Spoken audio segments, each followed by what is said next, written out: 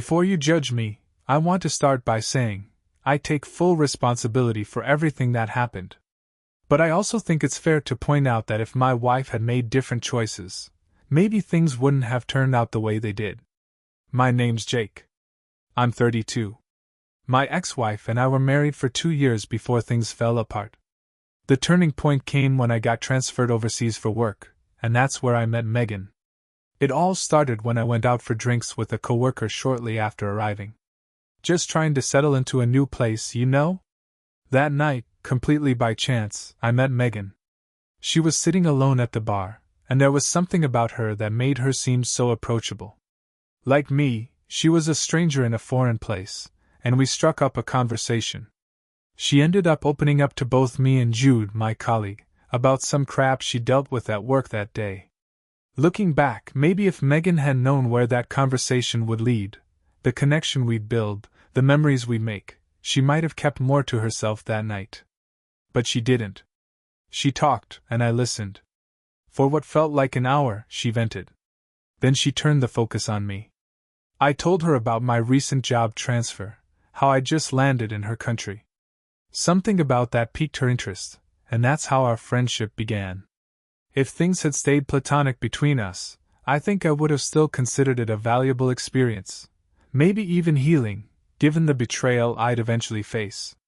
As we spent more time together, I learned she was a nurse. Bit by bit, she shared more of her life with me, including this hilarious dream of one day running a spider farm. Yeah, a whole spider farm. I remember laughing, thinking about how kids dream up the weirdest stuff, and how sometimes, those dreams just fade with time. That story still reminds me of Megan's incredible sense of humor.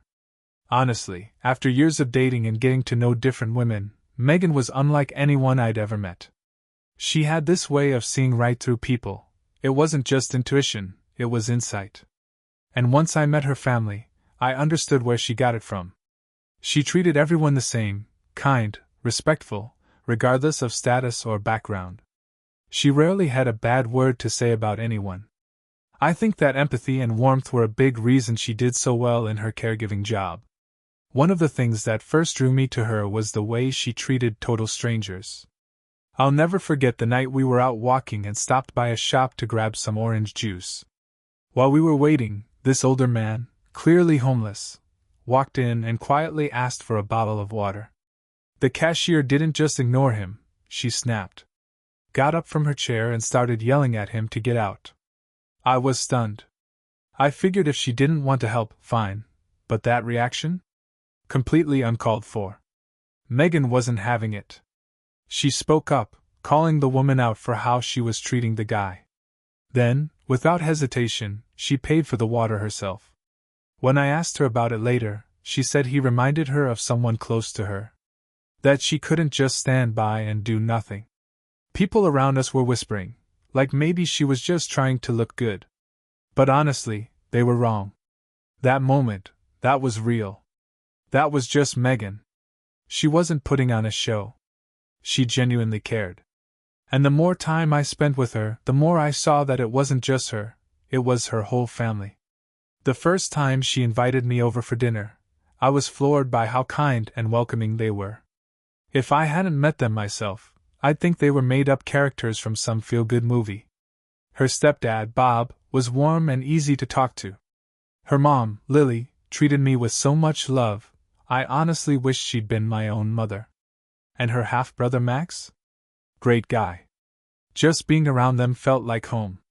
I'd been living in that country for quite a while by then, and being around Megan and her family never once made me feel like an outsider.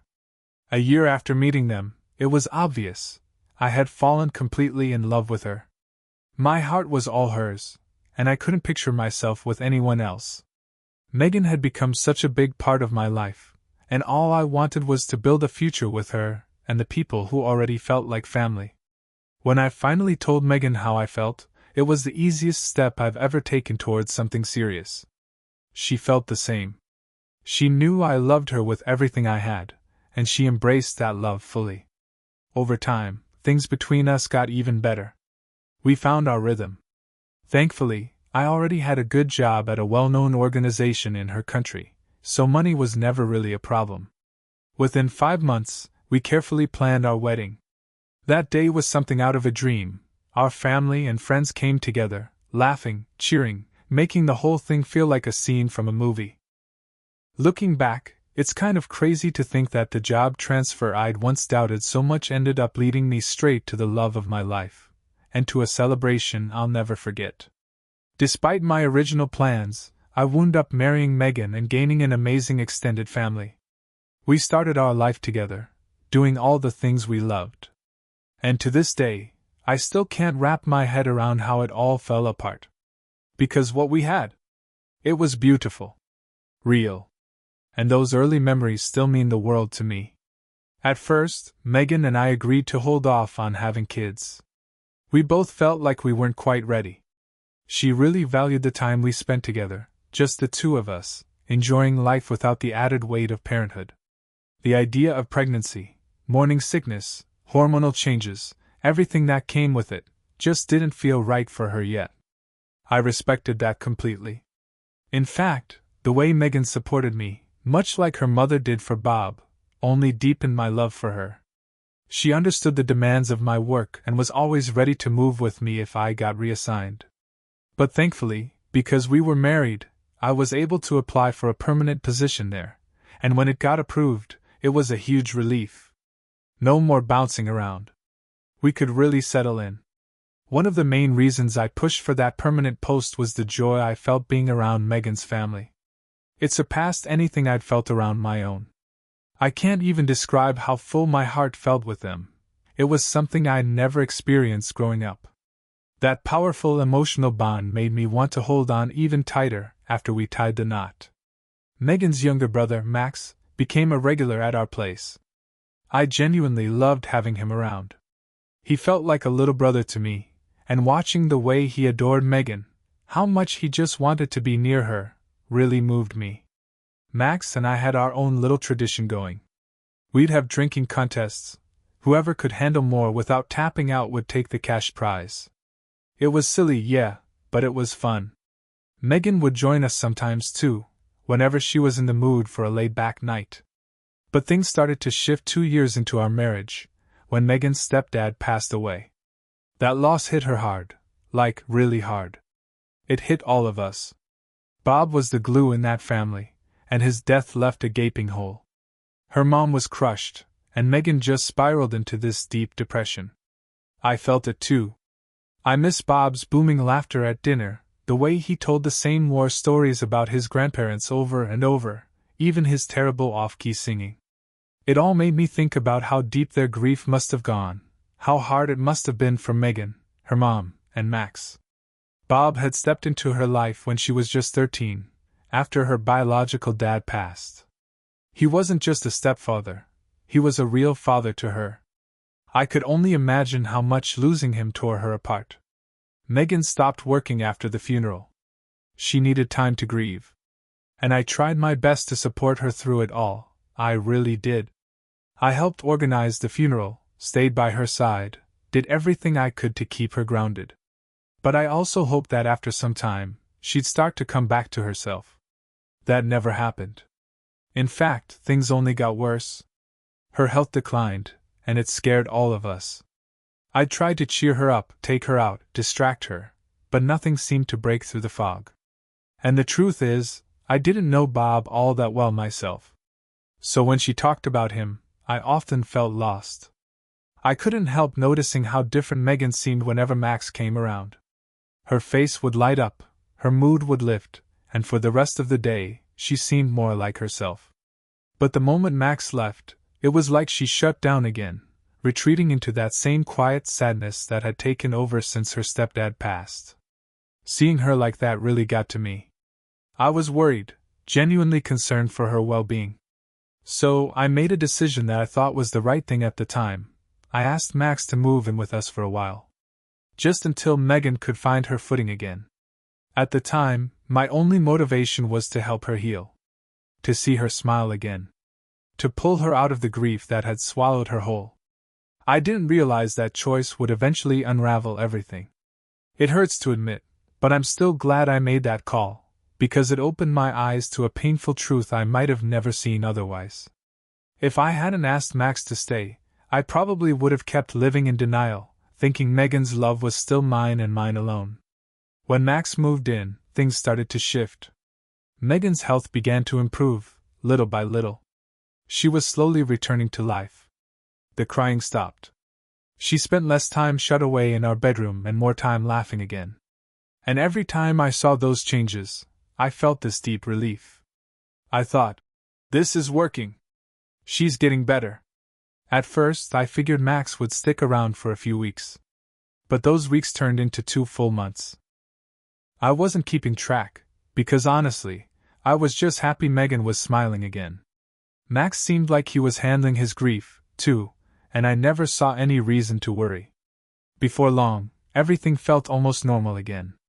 Max and I went back to our usual games, those friendly drinking competitions we always joked about. Sometimes Megan would even join in. And on one of those nights, after a few bottles had already been emptied, she asked if she could play along too. I didn't think much of it. We were just hanging out, right? I let her in on the competition, and she was laughing and drinking with Max like old times. Eventually, I got tired, had work early the next morning, so I called it a night and went to bed. At the time, everything felt fine. I had no idea what I was about to wake up to. Around 1 a.m., I stirred in bed and realized I needed to use the bathroom. Still half asleep, I stumbled to my feet, feeling the cool tiles under me as I stepped inside. That's when I heard something, faint noises coming from the living room. At first, I figured it was just the TV. But the more I listened, the more I realized it wasn't. I crept out quietly and made my way toward the sound. And what I saw when I stepped into the living room hit me like a train. Megan. Dancing. Sweating. Her hair stuck to her forehead, her body moving like she wasn't just having fun, but like something way more intimate was happening. I froze. For a second, I thought I must be dreaming. But I wasn't. I stood there in the shadows, watching the scene unfold like something out of a nightmare. Then I flipped the light on. Everything stopped. Megan froze mid-move. Max went pale. They both looked like they'd seen a ghost. Megan opened her mouth, trying to explain, but there was nothing she could say. Nothing that would make sense of what I'd just walked in on. Without a word, I kicked them both out of my house.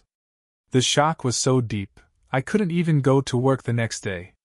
I barely held it together long enough to drive over to Megan's mom's house and tell her what had happened. She didn't even try to defend them. She was too stunned to speak. What I didn't expect was what came next. In the days that followed, as Megan's mom tried to comfort me, something shifted between us. There was this strange, physical closeness, this emotional connection that caught me completely off guard. I'm not proud of what happened, but I'm not going to lie either. Megan's mom showed me more care and tenderness than Megan ever had. And yes, we started an affair. It wasn't planned. It just happened. Despite the age gap, our chemistry was undeniable. And for a while, I let myself enjoy it. That same week, still reeling from everything, I met with a lawyer and began the divorce process. Megan refused to sign at first, hoping I'd calm down and take her back. But there was no going back. I couldn't forgive her.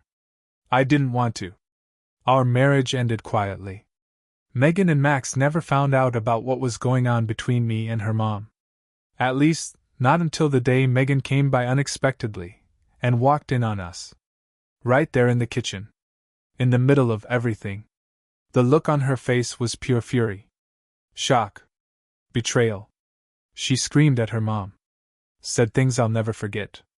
And in response, her mother kicked her out of the house. Later, when Max found out about the affair, he confronted his mom too, and she kicked him out as well. Funny, isn't it? The same gut punch betrayal Megan served me came right back around. I knew from the beginning that what I had with Megan's mom wasn't built to last. It was a secret, born out of hurt, revenge even. For both of us. If you're wondering whether we still keep in touch, the answer is no. We both accepted that what we had was temporary, and we eventually made the difficult but necessary choice to part ways. 3 years later, my ex-mother-in-law found love again. A real one this time. She's a good woman, she deserved that. As for whether she still talks to Megan or Max, I honestly don't know. And I don't care. That's their life now. I've moved on. Today, I'm remarried, and I have 2 amazing kids. Those memories, those raw, gut-wrenching moments, they stick with me as reminders. Not just of what I've been through, but of how fiercely I need to protect my family from betrayal, from deception. From anything that threatens the peace I've worked so hard to rebuild. Second story. My wife and I are both 29 now, and we've been side by side since high school, college, grad school, all of it. When I was in grad school, she worked as a teacher at a nearby college, putting her own studies on pause so I could focus on mine. Now, after 10 years together and 8 years of marriage, I've finally completed my training and hit a turning point in my career. Earlier this year, I landed a major promotion at my company. I signed a contract that changed everything, one that'll take my salary from just around $500 a month to 5 or 6 times that. For the first time, we'd be living the kind of life we used to only dream about. While I chased my new job, she was preparing to return to school. She had quit her teaching job and was gearing up to start her degree in the fall. We were on the brink of everything we'd worked toward. But then, a couple of months before the big transition, I started noticing little things about her. Her mood shifted, like a quiet sadness she couldn't quite explain. While I was all excited about what was coming, she seemed distracted. Distant. Off.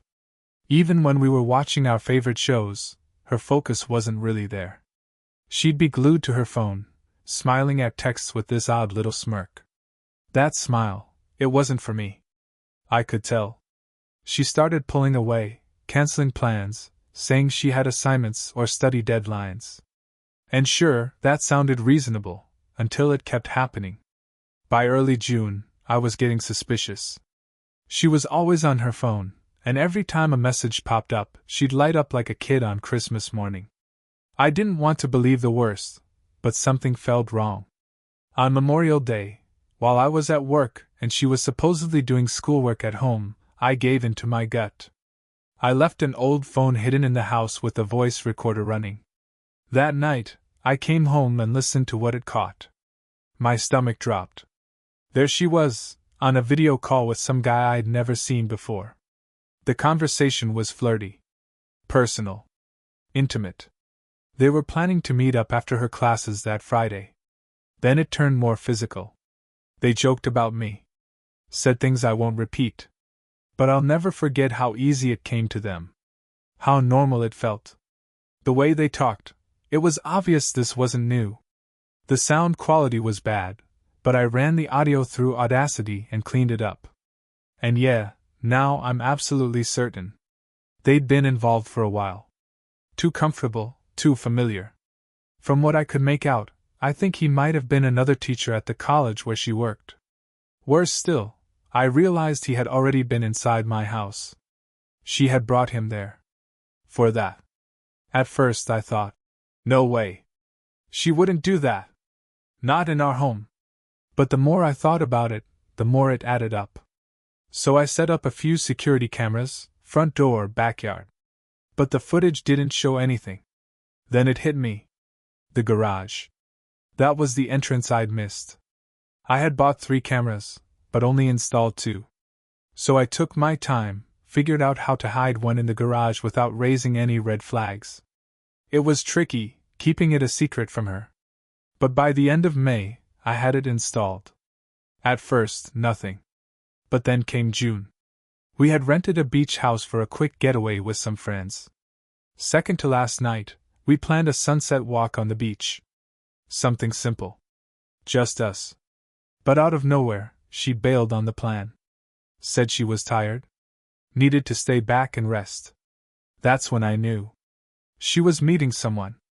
And not just anyone, him. It crushed me.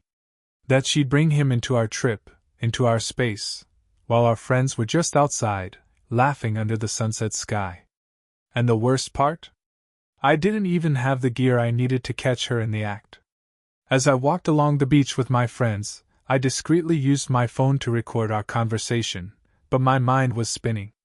I couldn't shake the thought that while I was out there, trying to enjoy the sunset, my wife might have been home with someone else. The idea of her risking everything we'd built, it just didn't make sense.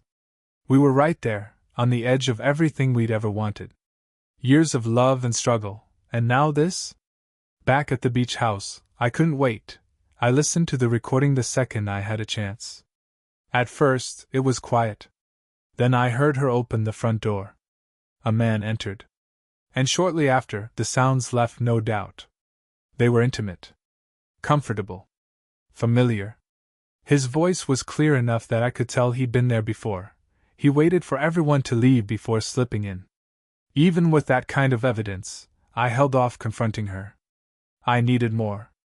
I had to know who he was. But she could tell something was wrong. She knows me too well. I was quiet, distracted, and she noticed. I tried to keep it together, but inside I was falling apart. That's when I caved. One night, while she was fast asleep beside me, I picked up her phone and started reading through her messages. What I found shattered me. There it was, clear as day. A long-term affair. Pages and pages of texts, pictures, private jokes, fantasies. Turns out the guy wasn't just some random coworker. He was one of her former students. A teenager. 19 years old. He used to sit in her class, probably asking questions about assignments while secretly dreaming about his teacher, and now they were lovers. The messages spelled everything out. They'd started seeing each other after reconnecting outside class. Their meetings weren't rare, they were constant. He'd park a few houses down the street, sneak into the garage, and spend hours with her, especially when I was working late. She told me she was stuck at school, or grading papers. All lies. They even hooked up in her college office. And yes, sometimes in our bed. They had mapped out the next few months together in detail. She knew my new job would keep me away more often, and they were planning to take full advantage of that time. She talked about them practically living together in our house, using my income to fund their little fantasy. What shook me the most wasn't just the betrayal, it was that she was the one driving it. He was hesitant, nervous. But she reassured him. Told him not to worry. Said she had it under control. She even claimed she wanted me to be happy, so I wouldn't suspect a thing. That way, they could keep it going. Reading those messages, it didn't feel like I was looking at my wife. It felt like I was reading the words of someone I didn't know. A stranger. A villain. That was the moment everything changed. I didn't need any more footage. I didn't need any more recordings. I had the truth. And it was sitting right there, in my hands. So I confronted her. I played the recording. At first, she froze. Looked shocked, like she couldn't believe I knew. But it didn't last long. Almost immediately, she started backtracking. I don't know what you're talking about. You misunderstood. Even when I showed her the screenshots, the conversations, the proof, she kept denying it. Eventually, though, the weight of it all broke her down. She confessed. Slowly. Hesitantly. But she admitted it. And now? Now I'm stuck in this fog. This weird, painful in-between. I don't know what to do. We've been together for over a decade, more than a third of my life. We've built so much. Planned so far ahead. We were a team. A family. But now, I look at her and I don't recognize her at all. She swears it's over. That she ended it. That she'll do anything to earn my trust back. But how do I believe that? How do I trust someone who would cheat with a kid, someone barely old enough to drink? Who would bring him into our house? Into our bed? And then I think about the way she treated our relationship, like it meant nothing. Sneaking around with him at her college. In his car. Like I didn't even exist. She didn't just betray me in our home, she used our garage, our bed. To make it even worse, I found a message she'd sent him, saying how much her desire for him had grown. I can't lie, thinking about that still turns my stomach. And here's the thing, I was unknowingly footing the bill for all of it. Paying the mortgage. Supporting her. Laying the foundation for a future that was supposed to be ours. All while she was sneaking around, building a life with someone else behind my back. It's hard to even imagine how we repair something so broken. She was supposed to be starting grad school this fall. I had promised to support her every step of the way. That was part of our shared plan, something we'd carefully mapped out together. Now, that dream is dust. And honestly, I don't think she really understands how serious this all is. She says it's over with him. Swears she's cut ties. But even now, with everything out in the open, I can't seem to find anything in her that reassures me. Her past lies, so smooth, so convincing, make it almost impossible to believe a word she says. Every time I look at her, I hear those recordings and read those texts all over again. It's becoming clear, we need to divorce. I wish I could say I still believe in us. That I still see some kind of path forward. But I can't. We're stuck in this weird limbo, still technically together, both knowing it's over but not fully letting go. Her affair hasn't just shattered my trust. It's made the whole relationship feel poisoned. Her family's deeply religious, and there's this unspoken fear that if they ever found out the truth, they'd cut her off entirely. They've always seen me as a son, sometimes, I think, more than they ever saw her. And what's worse, her actions at work could cost her the career she was just beginning to build. I've already pulled my financial support for her graduate school and student loans. If people find out the truth, her reputation will take a hit that might be impossible to recover from. And yet, despite everything, I don't want to destroy her. So for now, I've kept quiet. I haven't told friends. Haven't told extended family. We're working on a believable story, something that explains why this picture-perfect couple is suddenly calling it quits when everything seemed so perfect. Our local laws require a formal separation period before filing for divorce. Just last night, we finished drafting the initial paperwork. I've got to give her credit, she's agreed to most of my proposals. I've done everything I can to be fair in how we split things. I'm definitely in a better financial position, but I was adamant about one thing. I wanted to keep our pets. They're mine now, and I'm thankful that didn't become a fight. As of now, she hasn't hired a lawyer, and unless something major comes up, she doesn't plan to. That gives me a bit of an advantage. I've got legal guidance, and she doesn't. I'm still living in the house, though in a separate bedroom. It helps keep communication open while we wrap things up. But once everything's finalized, I'll be moving out. One big consequence of the divorce is that I can no longer uphold my promise to fund her graduate studies. With my new job starting soon, I need to be focused, financially and emotionally. Signing those divorce documents made everything hit home. I think a part of her still believes I'll never actually go through with it. That I'll cave. That I'll forgive. But she needs to understand, I am leaving. That's real. The affair. The lies. The betrayal. It all happened. And I've made my choice. Thankfully, I haven't had to go through this alone. My friends have been amazing, supportive, level-headed, honest. Both our families, surprisingly, have been on my side too. Most of our conversations focus on the separation. I haven't talked much about what I want next. But I've had offers. Friends inviting me to crash at their place. People helping me think about what comes after all this. And it's helped. Really helped. One of those friends dragged me out to a bar. Said I needed to see the world again. I was skeptical. But that night, I met someone. Someone new. It wasn't anything serious, but it reminded me what it's like to feel alive again. To be in a room where my ex wasn't the center of my universe. That experience gave me something I hadn't felt in a long time, hope. Since then, I've taken more steps to move forward. I've started therapy. I've picked up old hobbies I used to love but let fall by the wayside. I'm putting in the work to rebuild. And for the first time in a long time, I believe there are brighter days ahead. I've got people in my corner. I've got a plan. And I've got the strength to move on.